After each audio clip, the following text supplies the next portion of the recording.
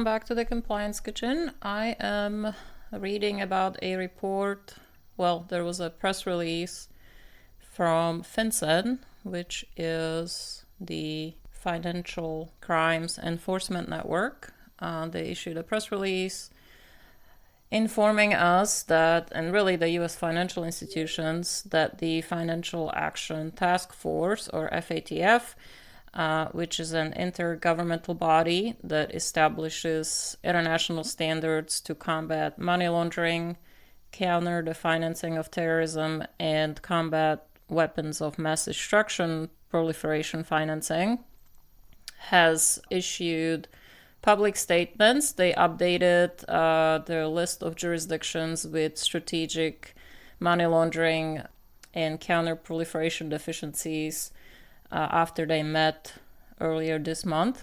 And so U.S. financial institutions are advised to consider the task force stance toward these jurisdictions as the institutions review their obligations and risk-based policies, practices, and procedures.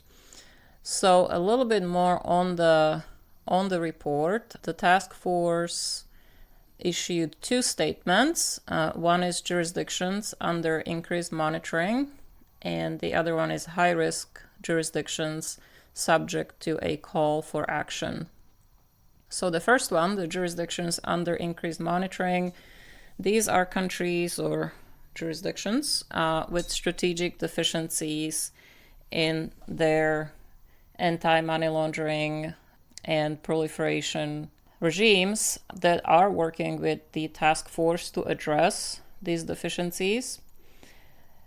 The jurisdictions under increased monitoring are listed on the FATF's website if you need the complete list. Botswana and Mauritius were removed from this, so they're no longer subject to increased monitoring. And Jordan, Mali, and Turkey were added to the list.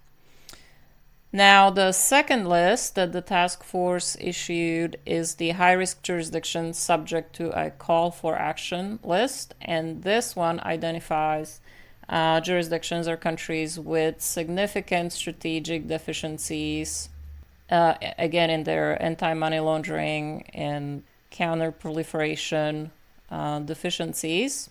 And FATF members are to apply enhanced due diligence and, in some cases, countermeasures to protect the international financial system from the risks that were identified by the task force.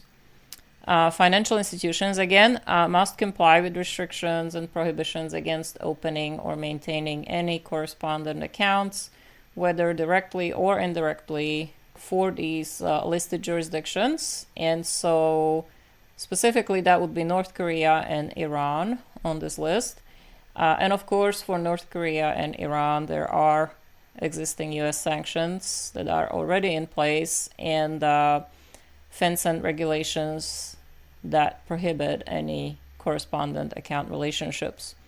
Now, on top of the U.S. sanctions and the restrictions coming out of the task force and FinCEN, we also have UN sanctions, and we know that the UN adopted several resolutions that implemented economic and financial sanctions, and of course UN member states are bound by the provisions of these UN Security Council resolutions, and some of them are specifically relevant to financial institutions.